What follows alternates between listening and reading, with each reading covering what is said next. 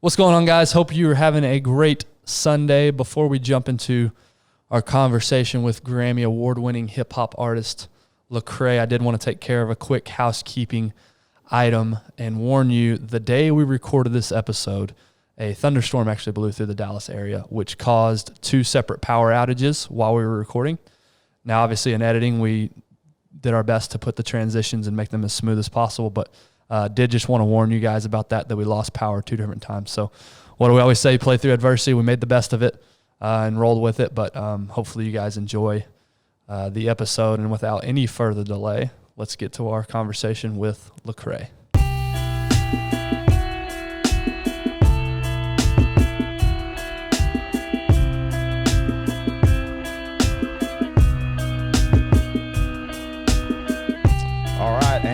Welcome to the Darren Woodson Show.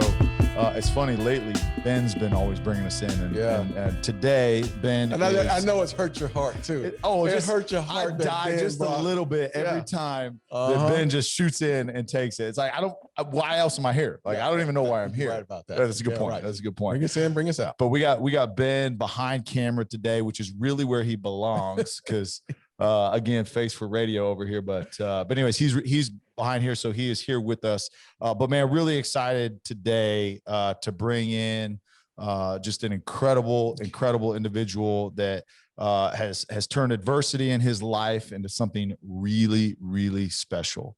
And we'll talk about his testimony and the impacts that God has had through his journey.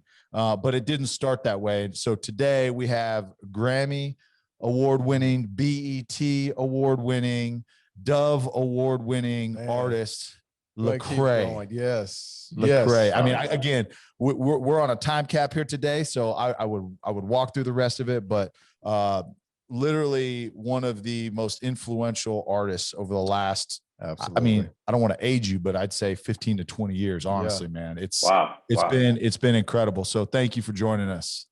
Yeah, I appreciate that, man. I'm honored. You know, it's sincerely a blessing. Awesome, brother. All right. Well, hey, we really want to talk about your journey. We want to know how Lecrae came to be Lecrae. Obviously, you've got a full name, and it's not just Madonna or Prince, right? I mean, rivals, but take us back, man. You grew up in Houston. Talk to us about that family dynamic, what your mother and father situation. I know your grandmother was an influence in your life early on, but man, take us back and walk us through those early years. Yeah. So my family's from Houston, 3rd Ward, you know, in the city, south side of Houston. And, you know, I grew up with a mom who was wonderful, you know, a wonderful mom who, you know, struggled most of her life just to figure things out. And she was a young lady who met a guy, and an older guy, and, you know, found herself pregnant. And she was, you know, she kind of grew up in a church a little bit, but for her, it was a weird situation where it was a lot of rules and regulations. And so she did the best thing that she felt like she was supposed to do, was get married to this guy. And it didn't work, you know, they were young and it didn't work. And he kind of lost his way and got caught up in, you know, drugs and incarceration. And so it was me and mom, you know, just going through some difficult times. But we, you know, we had each other, we had love. And all right, brother. Okay, so there might have been a little gap. This transition might not be real smooth, but we had a power outage. So we're coming back live, and our cameras went out, and we're like getting frustrated. And then Lecrae comes back on camera. He's got this big, huge cookie that he's eating. Yeah, he said he ain't waiting. I'm supposed to be in a caloric deficit. I'm trying to, but prepared for you. In between bites, while you're in between. Sorry, man. All good, all good. Yeah. But you know, I was just saying that my mom and I were just trying to figure it out. Mm-hmm. And so we moved around a little bit, just following family. My grandfather was in the military, so they spent some time in Colorado, the base there, and then they ended up in San Diego. So I would stay with my grandparents. Got into a lot of trouble. My uncles were teenagers, and they were in gangs, and just the neighborhood that we were in was pretty. I mean, people would say it's rough, but when you grow up there, you don't feel like it's rough. Yeah. It just feels like the neighborhood. Right. But yeah, I got caught up in a lot of the nonsense, and was just trying to find my way, man. Was really just trying to find a sense of identity and purpose, and music was one of the outlets that really kind of, opened the door for me to feel like, man, I have a place. Now, was there a background? Was there a family member that was in the music industry, or what was it about? How'd you get introduced to music? So what's funny is that my grandmother, she really started to embrace her faith like later in her life. And she started hosting like Sunday services on her patio from time to time. And the neighbor would play the piano. And so the neighbor's kids and I would be kind of bored, like, oh my gosh, but they had to learn how to play instruments because their family played instruments, and I had to sit there. So we would like sneak out of the patio service and make up songs ourselves. So that's really kind of how I started, just making up songs. We were listening to all the songs of the day. So our thought process was trying to be the next big thing. Right. And that's how the music piece came about. So who was hot back then? I mean, let's go back to those days. Who was hot? Do you remember? Well, it didn't have to be just gospel music. It was all the way across the board. Am I right? Yeah, I wasn't even listening to gospel back then. I listened to hip hop music. So I didn't really, I remember, back in the day, I was a massive, massive, massive Tupac fan. So anything Tupac was like, top tier. And then of course, everybody loved Michael Jackson. So, everybody thought they could do the Michael Jackson moves and all of that stuff. But yeah, I would say, Tupac was probably the biggest influence. All of the West Coast, I was in California at the time. Mm-hmm. So a lot of the West Coast artists were huge. And then of course, as I got older in school, it was UGK and it was, Scarface. So those became like iconic voices. Yeah, that was when them Houston sound started up. That's true, yeah. Did you get involved with Screw? And when Screw came, you did. Mm-hmm. While you yeah. While I'm eating my cookie, you couldn't escape Screw because it was part of the culture. It was like everywhere you go. I mean, people screw anything. You hear somebody driving down the street listening to Kirk Franklin's song "Screwed and Chopped." It's just like that was it was a way of life. People would screw anything, so that style of music was just, it permeated everything. Yeah, absolutely. So I read something that you had this like rebellious side that you were just like, hey, I'm just going to do crazy stuff. And you had a nickname that people called you Crazy Cray. Mm-hmm. Just because you just like, one of the things I saw, like you would just jump off of buildings just to jump off of buildings. Man. So what was that? Was that just like, hey, look, man, I just need some attention, like, or what was it? To this day, I'm still an adrenaline junkie. Yeah. So that's really what it is I'm an adrenaline junkie. I just love, I wasn't trying to be mischievous. I just wanted the adventure. Yeah. And so, as a kid, adventure got me brought home by the police because I didn't, in your mind, you're not thinking like, it's just fun. It's like, oh yeah, let's run in the store and grab all the clothes and run out. That'll be fun. It's like, that's theft. See, I get that part of it. No, I get that part of it, being mischievous and running in the stores and all that. But you must have had one white friend jumping off buildings. That was you had that one white friend that grew up in the third ward that ran with you. So what that was just like, you're right. You see what it is like a lot of my black folks was like, man, we're running from bullets and stuff. Why do we need any extra adventure? And I was the person who was just like, man, let's take it there. Let's take it up a notch. And I think because everyone was so shocked, like, man, you crazy. I was like, I'll do it. Jumping off of buildings onto a mattress, it was like, let's just try it. Let's just. Oh my! I was always a little tweaked a little differently. I was wired different.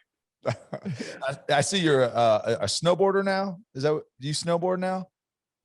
Skateboard, ski. Skateboard. Okay. Yeah. Of course, bike ride. You know, I used to do all the bike tricks on the BMX bike back in the day. And you're tall, so how'd you find a bike that fits you? Man, I didn't know bikes were supposed to fit people, so I just jumped on that thing and just let it. You know, I don't know. You know, the damage that I have done to myself over the years is pretty bad, man. So, you know, forgive me if I just blank out or something like that, because you know, who knows? I mean, you guys know what it's like, you know, taking those hits on the field. I didn't get paid to take my hits, so that's the difference. I didn't get paid. So did you play any sports growing up? Let's see, when you got into high school, was sports? Yeah, I played basketball. I ran track. I played 1 year of football. I was really small, and I was, you know, just looking at the football players, a lot of them got D1 scholarships, so you could tell how big they were. I valued my life and my, you know, I just didn't want to get crushed out there, so I just said, you know, I'm gonna let y'all have that. Yeah, man. So I was a basketball and track runner all through school. Right. All right. Talk us through what school was like for you in high school. You know, maybe friend groups, getting into some trouble, trying things, experimenting, but then what role school even played for you? Man, it's funny because when I was going to school, I went to 3 different high schools. And, you know, my first high school experience was, you know, a pretty tough school, you know, tough neighborhood. And, it, you know, I won't say tough, but it was definitely a lot more roughnecks and you know, rough around the edges inside of the school. And so, I failed every class my first year, literally every class. I failed gym because I didn't want to dress out. I was too cool to dress out in gym. So, and it's funny because he might not even remember this, but I was a freshman when Chauncey Billups was a senior. So this is when I went to school 1 year in Denver. Okay. And Chauncey let me ride in the back seat of the Jeep, and they were just talking to us like, man, if y'all want to play basketball, y'all gotta, you know, get your head on straight. And it was crazy coming from them, but we really respected them. So for us, it was like, all right, well, I guess we gotta, you know, get our act together. And that it really inspired me. I mean, Chauncey was the man. Like I don't even know if he ever went to class. I think he just leaned up against the wall with gold necklaces on, and just. I don't even think he went to class. You flat out ball. That's all he had to do. Yeah, that's all he had to do. So I was like, man, this is cool. All right, let me get my act together. But then I transferred schools, went to another school. My mom was just trying her best to get me in, you know, keep me out of trouble and keep me down the right path. And man, I was, you know, I was really sad being away from my friends, and, you know, went through some down times. And honestly, if it hadn't have been for basketball, I don't know if I would have climbed out of that hole, you know, because it was the only kind of motivation I had, and just my teammates rallying around me and being my friends. And, you know, my coach was a little weird. I was like, hey, you're a little weird, but, you know, but he rocked with me. So we rocked together. You know, he's like playing me songs from the Eagles. I was like, what is this band? Why do we got to listen to these songs, man? What's going on right now? But yeah, man, it kept me out of trouble, and it kept me focused throughout high school. So when you were in high school, were you rapping back then? Were you singing at that time, or, you know? Oh yeah. What was that like? What was the music influence like in high school then? Oh yeah, high school was like, I was the king of the lunch tables. So, you know, you rap at the lunch table and everyone beats on the tables. And then, you know, funny story is I had a guy who wanted to fight me because I beat him so bad in a rap battle at lunch. Right. And so, and this kid was, I mean, he would have destroyed me. He's like a 7-year senior, you know what I mean? Right. He was already a grown man. But I beat him in a rap battle, and I got out of this fight. It's funny how I got out of the fight, because I knew I would have lost, but, you know, it's like, all right, I'm gonna have to take it on the chin and fight him anyway. But he spit in my plate around while everybody was looking, and I was like, oh my gosh, man, why do you have to spit in my plate? Now I'm gonna look crazy if I don't get up and fight this dude, but I know I'm gonna lose this fight more than likely. You know, I was a $103, soaking wet back then. And so I just decided to cause a crazy commotion. I threw my tray in the sky. I was like, all right, this is what you want to do. Let's go. You know, I was like trying to let them know I was the craziest person, and everyone was freaking out, and all the security and the teachers ran over there, and they broke it up. And I was like, You go. I made it. I survived. As much attention here from the teachers and security as possible, but go crazy. So what they used to call it back then, like snapping, we used to call it snapping back then. Roasting somebody. Yeah. So is that what you? I mean, I could imagine if you were quick-witted like that in the rap game, then you must have been one of the best trash talkers out there. Oh man, I'll destroy you. I love the roasting sessions. I would have a great time, and it would just be like, you want to send somebody home, just like, man, contemplating their life, like, what am I, man? I might need therapy after this. And that was just how Maybe I should quit football, play women's soccer. You're right. Actually. You know what I mean, man? That's really bad. Yeah, absolutely. So what's your faith journey like at this point? Where are you at? Still trying to figure things out? Is it non-existent? Where are you at this point? Yeah, I would say I didn't really think much about it. The few times I went to church, I thought, cool, I get it. It was not really an afterthought. It was kind of like, cool, I get it. I understand this whole God thing, and it's good for grandma. I'll get there maybe later. But it wasn't something I just tried to pursue. And I remember, especially in high school, I remember like one kid who was a Christian, and I just thought it was I actually admired him, because he was like outward with his faith, and I was like, wow, he would like read the Bible at lunch, do Bible studies, and I was like, I kind of admire that courage. I could never do that, but I admired it, and so I just didn't really think much about it until I had a friend named Chris, and Chris was like, he said, I don't believe in God. And I was like, yeah. And, a young lady in my class, I'll never forget, her name was Azahi.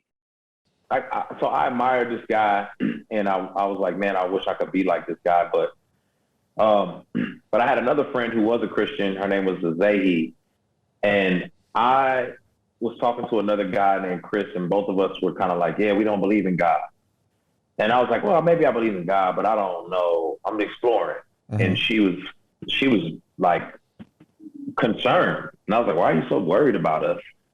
And Chris said, yeah, we don't believe in God. It's just us. And I was like, whoa, brother, that's whoa. Mm-hmm. That may not be me, because that freaked me out, like thinking it's just me. And so I think that was when my faith journey really started, because I was like, well, if it's just me, that's scary. So if God is real, I probably need to investigate more. So around 17, I started to like try to investigate. Okay. All right. So what was your social life like though at this point? Still pursuing everything else though, right? I was a wild boy.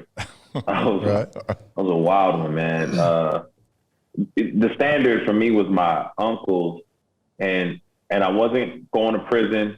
I wasn't getting shot.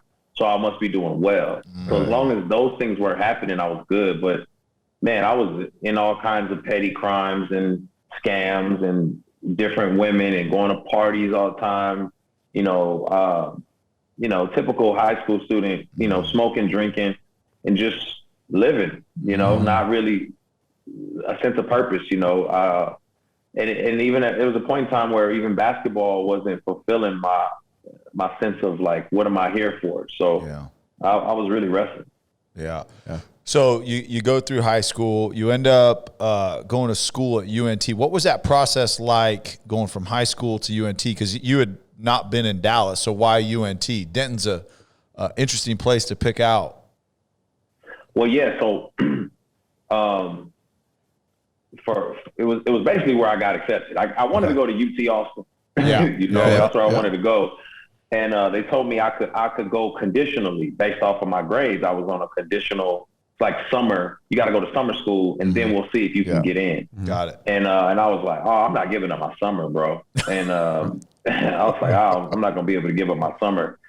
And then North Texas, I had gotten accepted into North Texas, and so I was like, all right, well, I got accepted. And then I read that because my mom was big on like find scholarships, find money so you can go to school. And I read that you can audition for theater. And I was like, oh man, I can act.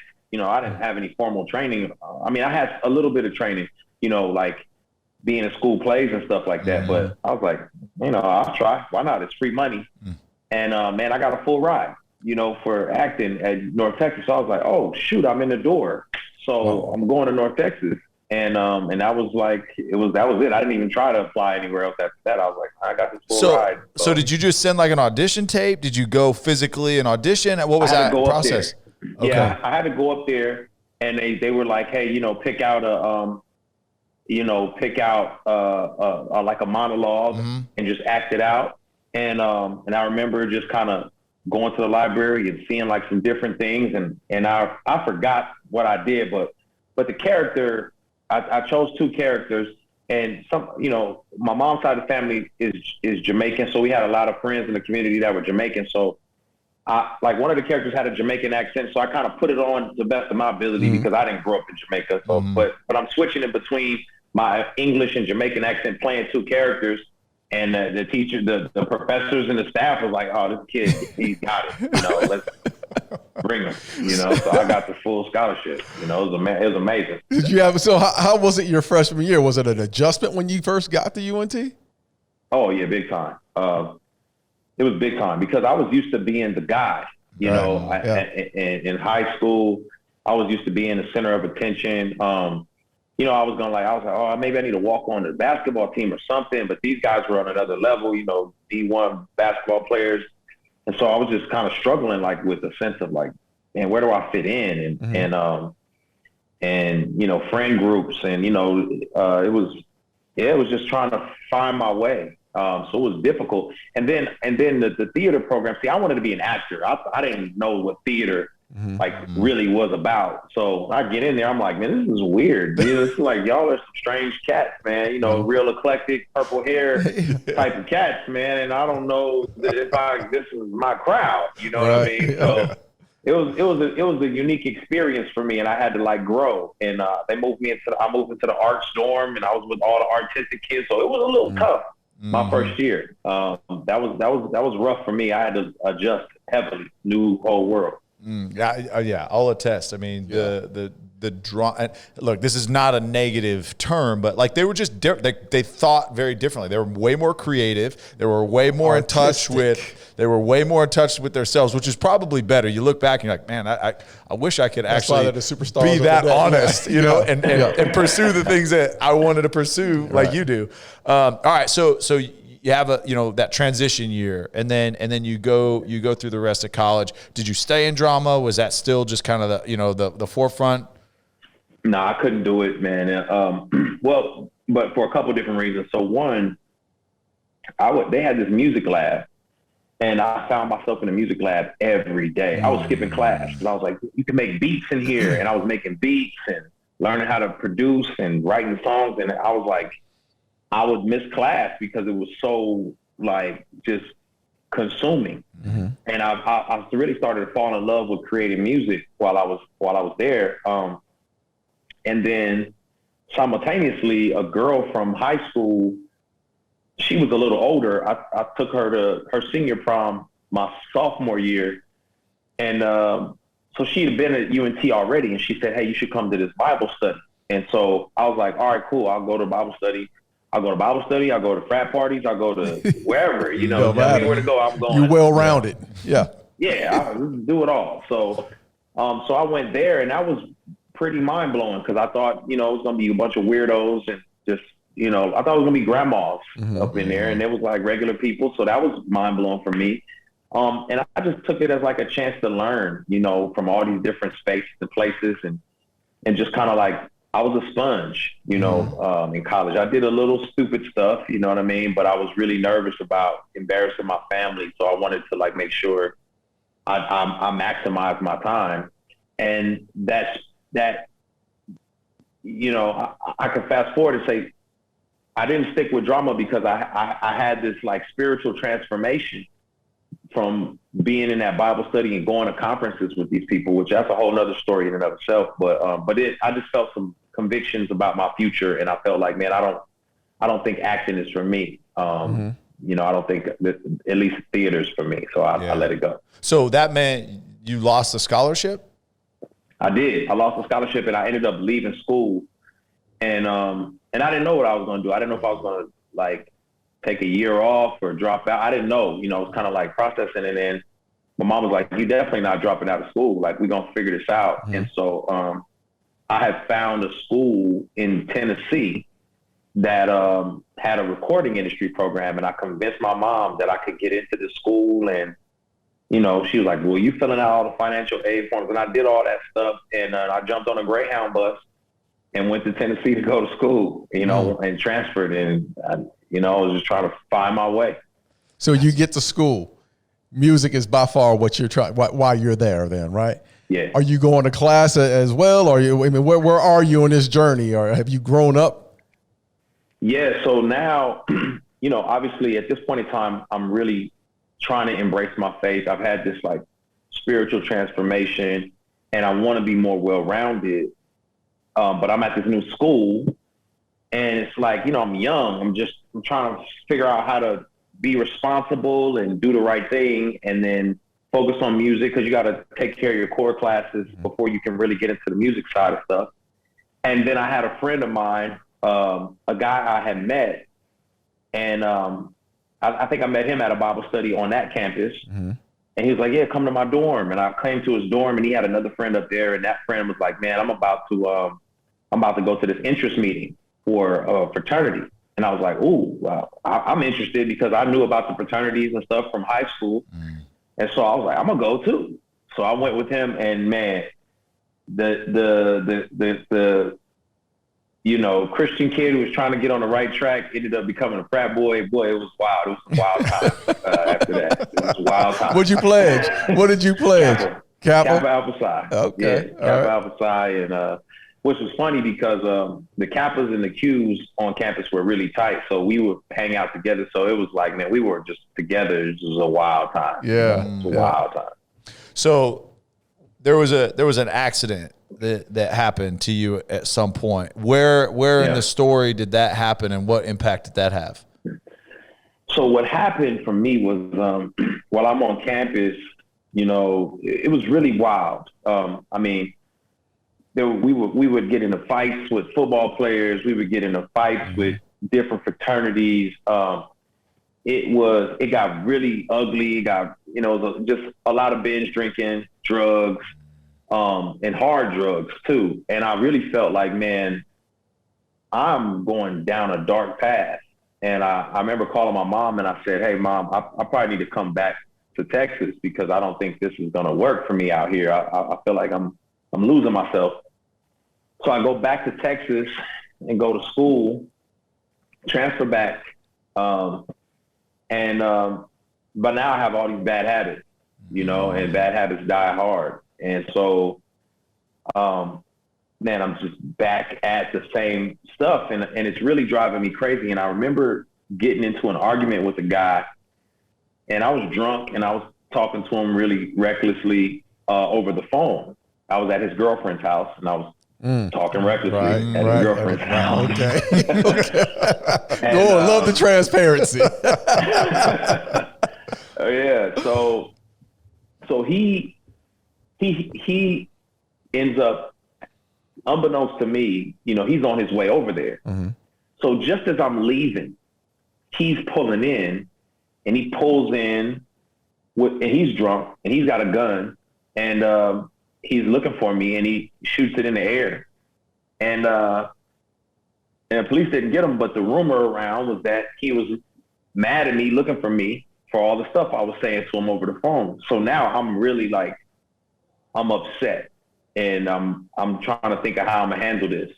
And there's this weird like moment where I'm like, here I am, I'm in college. I'm supposed to be walking with God, but I feel like I'm back in the neighborhood. This doesn't make sense. And so I'm literally, I feel like my mind is unraveling and I'm just trying to process it all. And I'm stressing out. And I'm like, I'm driving to my mom's house and I'm going to get her gun and come back to school. So I'm drinking and, you know, drunk, driving, not a good combination ever.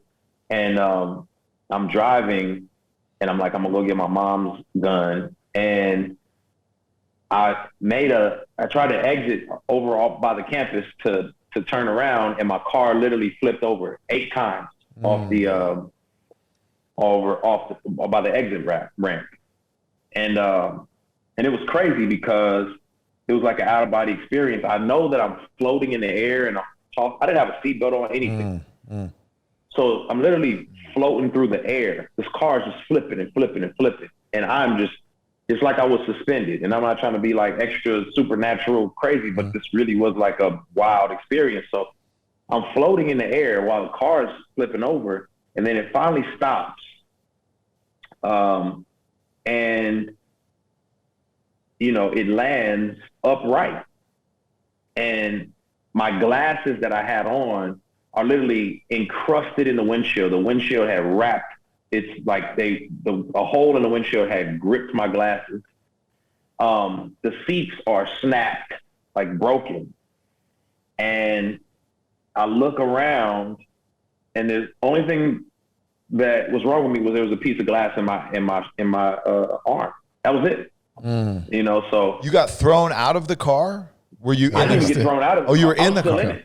I was still sitting in the car, right? So the seat is snapped around me. The windshield's caved in. The side glass is all shattered. The hood of the car is just the car is just destroyed. And I'm fine, right? With just a little piece of glass in my wrist. And so that was a massive wake-up call for me, like massive. It was like, you know, I remember seeing my mom pull up to the scene, you know, the ambulance and everything's there, and she's just bawling because she's looking at the car and just like, how is he alive? And it was like, all right, message received. It's time to change. Yeah. So the walk started. That's where, I mean, man, y'all hear that story. It's like God saved you from self, man. You're right. Yeah. Big time, right. So okay, you go through that. Now, what's the next step? What are you trying to get your life right, or? Yeah. So, you know, it's always a process. I think I always tell people, when a baby takes a step and falls, you don't look at him and say, "You stupid baby, look at you. You can't even walk." You celebrate that he took a step. Yeah. And then you encourage him to get back up again, and then take 2, then 3, then 4, then 5. So, you know, oftentimes people, when I tell the story, people think immediately after that car accident, I just started walking, you know, but the truth of it was that's when I started taking steps, like real life steps. And, you know, sometimes there would be a fall, but then I'd get back up and walk further. And so it got to a point where I realized in order for me to really walk this thing out, I had to get out of my apartment, which I was still paying the rent on, and move in with some friends who were really trying to walk this thing out as well. So I moved in with some friends, and it was just, you know, 4 of us living in this house. And it was just great accountability for me to not make terrible decisions. You know, you're 20, 21 years old, 22 years old, and you're just trying to, you know, it's like you got the whole world as an oyster trying to tear you down. So that was the process for me. And man, I started volunteering at a detention center because my friends started doing it. And that really was a game changer for me, because now I was responsible for these 15 and 16-year-old guys. And they were just looking at me for wisdom. And I was only 21, but I had something I could offer them. Man, there's a couple things in there, man, that are gold, right? And I think we live in a culture that is so quick to judge and condemn somebody else, right? Because they fail. And just because someone says, "Oh yeah, you know, I'm a Christian now," right? The first thing they're looking for something to call you out on, right? Something that you fell short on. And just because, you know, you commit to Jesus Christ doesn't mean that everything that you are inside is different, is any different, right? You're still a sinner. You're still a failure. You're still all the things that we as people are.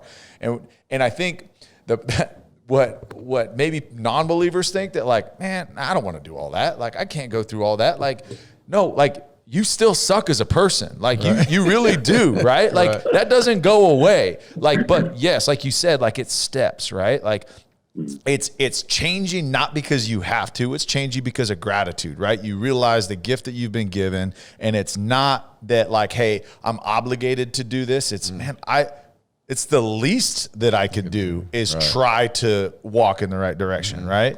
And so I love that you said that. And then you know, the second thing that you talked about that was really important that I had in my head, and I'm struggling to get back to it because I got lost in that last comment. But it's man, that's gold, because when you talk about serving other people, when you talk about, you know, okay, when I worked at that detention facility, like, it does something, right? And we talk about it, Ben talks about it all the time, man, the power of service and selflessly giving your time and resources to other people, man. Those two things. I don't know, man. I'm listening to the story, and it's like this path that's going along. And, you know, part of that, being in the detention center, you're around these kids. I know you're capping on everybody. They're capping back. You're sharpening your skills. Your skills are getting sharp. Okay, so where was the artist built? Where was the artist facility? This is where he was built. So keep going, man. I want to hear you walk through. You're going through this. You're giving back time. Where is it? Where the music is? You know, I'm going to make this challenge. I'm in. Yeah. That's funny, because that's where the skills were honed, because we started mentoring these kids, and then they said, hey, can y'all do like Sunday service? And I was like, we don't know how to teach the Bible, and we don't have a worship group, but sure, we'll do it. And so literally I would go in there, and my buddy would teach what he thought was teaching the Bible anyway, and then I would do music. You know what I'm saying? We didn't know anything, so it would kind of just be like, all right, Genesis chapter 1, in the beginning. See, everybody has a beginning. The songs have a beginning, and you know, that's just what we, you know, and then he's take it away, Lecrae, and I'd be like, you know, so and I would write songs. I just had to make up songs, and this was, you know, it was a tough crowd, you know, so if they didn't like it, then, you know, you got to start from scratch. Yeah. And so I remember listening just to like the radio and just listening to what people were consuming and saying, all right, how do I create that type of energy? I remember listening to like Cameron, boy, yeah, and Lil Jon and the East Side Boys, and I was like, all right, how do I recreate this same energy, but like make it substantial and helpful for these kids in here? And that's really where I really started learning and crafting and creating it. So without that detention center, you wouldn't have who you have right here. Right. When was that moment when you realized, okay, I can do this, like, as a career? Like that moment where you're like, okay, hey, look, I've got what it takes. Now I'm all in. And how old were you at this time? So I'm 22. Okay. Yeah. Mm-hmm. I'm 22. I literally have, you know, I graduate school. So I had two moments. I graduate college, and you know, I'm like, I don't know what I'm supposed to do. I got to go get a job. You know what I mean? Mm-hmm. I don't know what I'm supposed to do. And I couldn't find a job. And so I was a cable man. You know, I'm climbing in attics and stuff, you know, for a season. But two things happened. First thing that happened was I had wrote this song, this sports camp called Kids Across America asked for a song for their theme song. So I wrote a song for them. And, you know, I found a producer, and I wrote this song. And my buddy, Will was like a mentor, and he was like a finance guy. And so he was trying to help me, you know, like understand finances when I got out of school, and like, here's what I should do. You need to save, you need a checking account, all these little details. And Will was just square, nerdy, square guy, you know, and he listens to the song and he's like, oh my. Oh, Lecrae, this song is hard. You have a gift, bro. And I'm like, wait, time out. You're supposed to be coaching me on being responsible. Right. And you're telling me I need to go become a rapper. Right. So that was a moment. I was like, okay, all right. If this guy's telling me that I may need to do this. Now, how hard was that first song for you? How hard was it to write that first song? Did you spend a lot of time doing that, or was it like something that felt natural to you? So what was funny was I have written so many terrible songs for the juvenile detention center kids that my friend Otis was like, Lecrae, listen, man, like when you rap and you freestyle, you're amazing, but your songs suck. and I was like, man, no one's ever told me that before. Right. So it really, I wanted to impress O. I was like, I gotta make something that O is gonna be like, yo. Yeah. And so that was my mindset, was like, all right, I'm writing a good one this time. And I remember Otis listening to it, and he was like, oh, this is good, bro. Right. So that's when I knew I had something. And then the second moment for me was, I'm a cable guy, and I kind of hustled my way into the executive office, and I saw the vice president. She came to give a speech to all the cable workers, and I said, hey, I got this degree and I'm not really using it. Can I just intern for you on my days off? And she was like, I like your initiative. Come on in. And I said, I'll do it for free. So I interned for a little while, for like a month, and they loved me, and they said, why don't we have a position for you? So I got hired on in the marketing department at the cable company. And so I'm working this great job. My mom's excited. Everyone's excited. But every weekend, it's like a church or somebody would book me to perform these little handful of songs I had. I had like 5 good songs. And my rent was like cheap, like $500 a month. And, I had the car note and insurance. So my total bills was like, I don't know, maybe $900, total. And so I'm making money at the marketing firm, but then I'm getting these shows. And I was thinking to myself, well, if I can do 4 shows a month, I can get $900 to pay all my bills. And then I can do that. But I was like, but I can never leave this job because everyone will be so disappointed in me. Right. And they came to me and they said, hey, this department is being done away with here.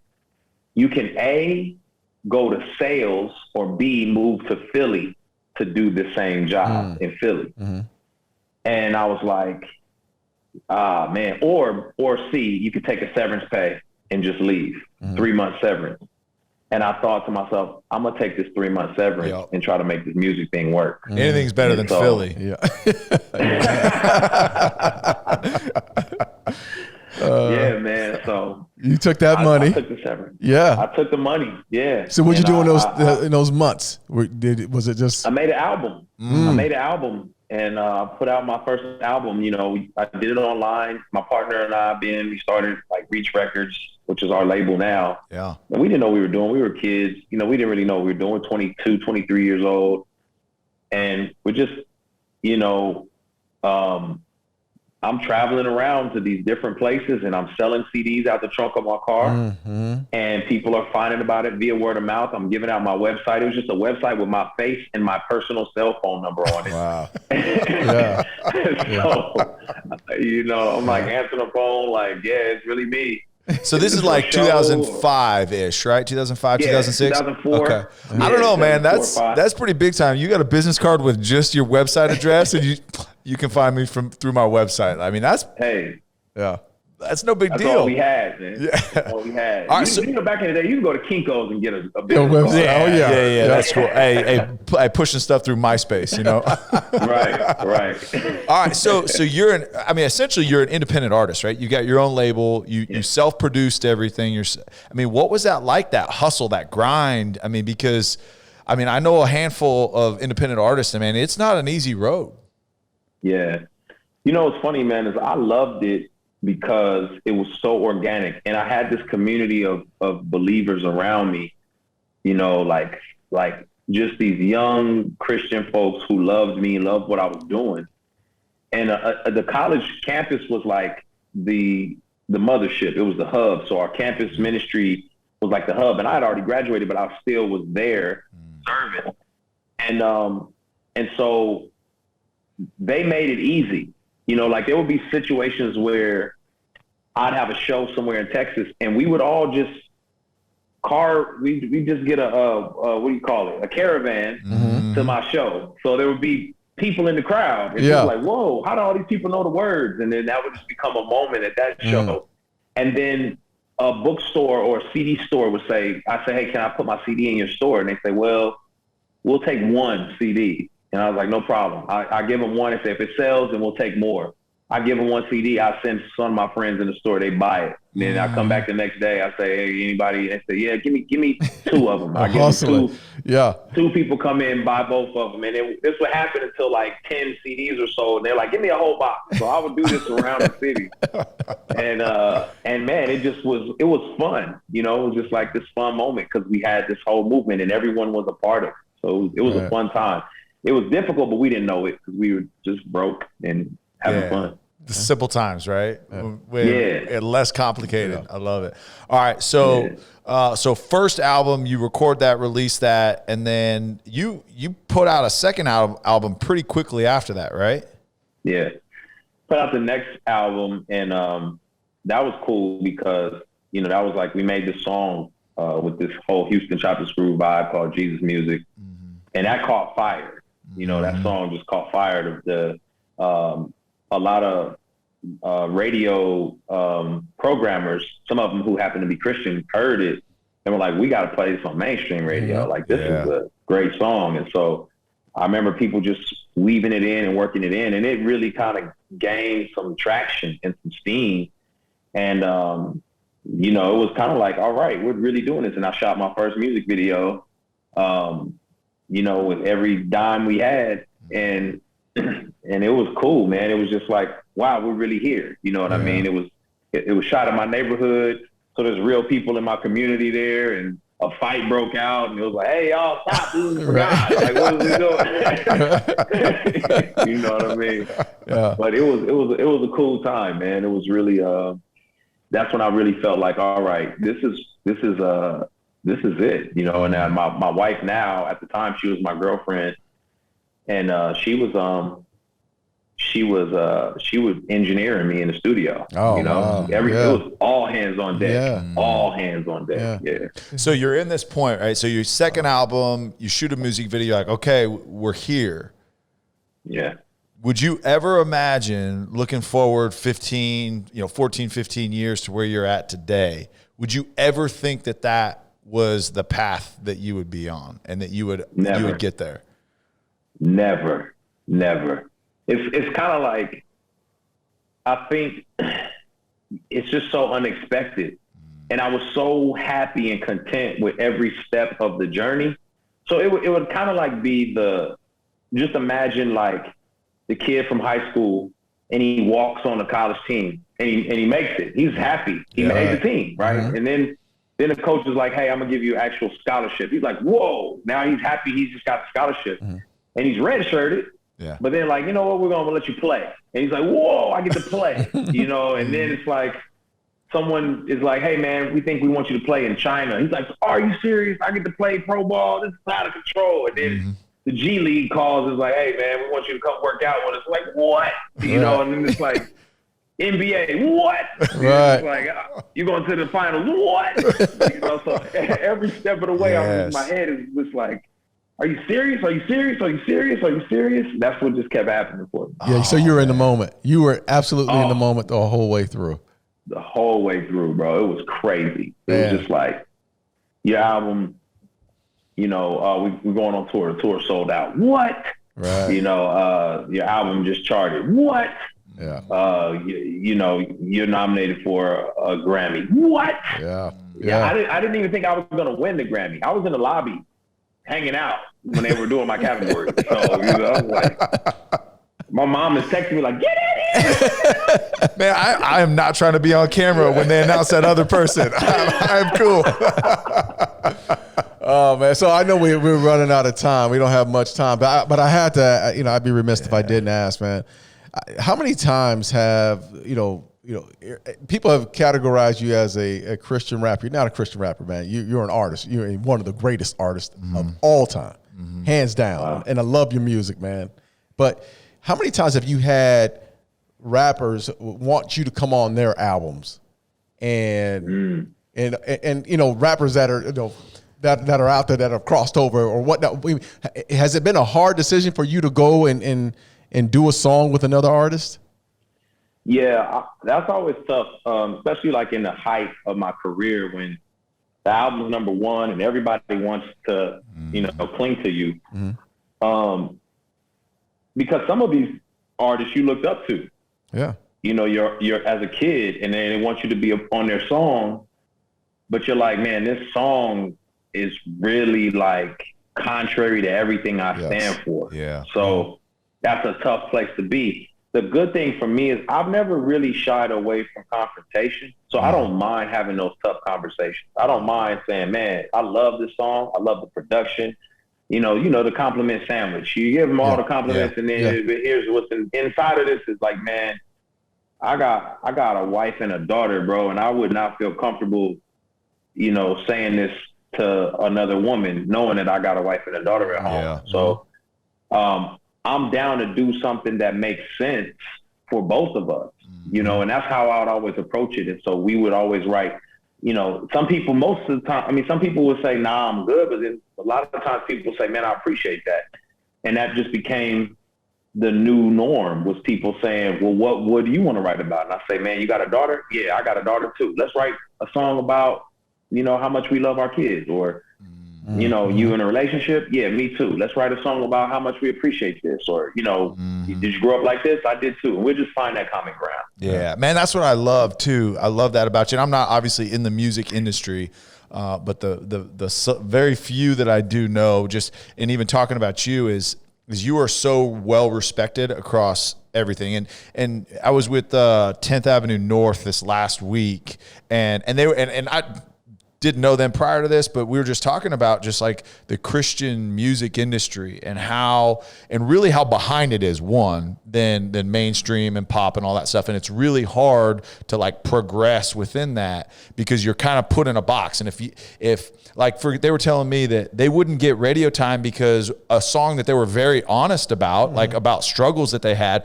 wasn't just positive enough. It didn't have that feel good. So Christian radio wouldn't play it because it didn't have feel good.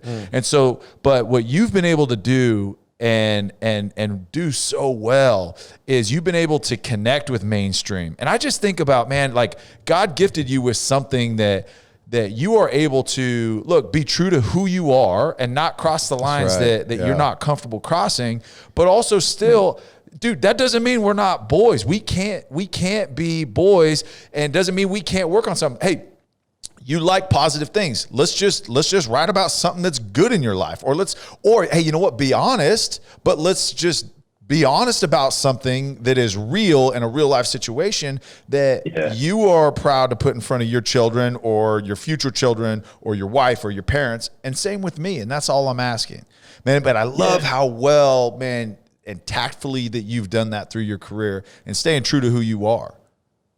Yeah, I appreciate that, man. Yeah, I've had some great scenarios. And I think that's, man, just becoming the aroma of love and peace to people. That's my mission, is to provide peace. You know, I'm big on shalom, and I think, man, God has provided me with so much peace. I want other people to experience that, you know? And so sometimes it's like a supernatural peace, and sometimes it's a natural peace, but I want to bring that to you. You know, sometimes if I'm in a prison, maybe I just made you laugh, and that brought you peace in a natural way. But maybe I was able to talk about some of the deeper issues that you've been wrestling with, and that was in a spiritual way. But either way, I want to do that. And that's how I've approached music as well, is, man, you know, let's bring peace to people. And so talk about your struggle with everything that, you know, you grew up with. Talk about your faith journey, and then let me come and talk about my experiences, and let's see if that helps people in the end of the day. And then what, you know, just like that, just like you said, is when you mentioned you had to leave Tennessee, you had to come back to Texas, you needed community. You had to leave your apartment by yourself. You needed community. And man, that's so important, is surround yourself with people that can lift you up, that can hold you accountable, but in a loving way, man. And I feel like that's who you are looked to as in the music industry. It's like, hey, man, he's real, he's honest, but he also has that foundation that he's just not willing to cross over. And like you said, they respect that. And you don't have to, you don't have to give in to get likes. You know what I mean? Yeah. So, hey, look, we know we want to be respectful of your time, but man, we could go, I think, hours and hours. There's so much that we could peel back, man. Yeah, we're going to call you back. We're going to have all these, we're going to fix these audio and camera issues. And well, hey, when you, go ahead. I was going to say, y'all, I need y'all as well, because, you know, I'm still a free agent. And so I know y'all have connections, you know, and I still got a little juice in the tank. I'm just saying. I mean, Gallup's only got one more year on his deal. We need that back shoulder quarter of the end zone type of Brandon Marshall type of receiver. So come on. Okay, so is it more like a Julio Jones style of route running, or is it Odell Beckham? What style of route running? Yeah, you gave me two greats right there. Like, okay, you know what I mean? I haven't timed myself in a long time. I want to say I'm a Y guy. I want to say I can play the Y. You know what I mean? But I don't know. Well, and I'll say this. I would say this with Witt sitting in the room. If he could run Y, I'm sure you could run Y. Man, but we appreciate you, man. Anytime you come back to Dallas, I don't know how often you get back, man. You know, we'd love to get together, but we appreciate the time. Appreciate what you're doing, yes, and keep doing it, and appreciate even too. And I didn't get into it, man. Just how you've conducted yourself on social media, man, and realizing the platform that you have, and like you said, man, spreading peace, spreading love, but not putting up with injustice, not putting up with things that are not okay, right. But you do it so contrary to culture right now, right? It's like, hey, I'm gonna handle hate with hate. Like that's not right. That is not how we do it, right? And you've done, man. Again, I can't compliment you enough. You've done a heck of a job, man. We're fans, bro. Yeah. Hey, man, keep popping them off. Keep popping them off, bro. I'm honored. Hey, we got Ben behind the screen. I know you didn't get a chance to talk with him much, but he has officially challenged you in a rap battle. No. And we're gonna go 30-second round, and then we're gonna go 60-second round.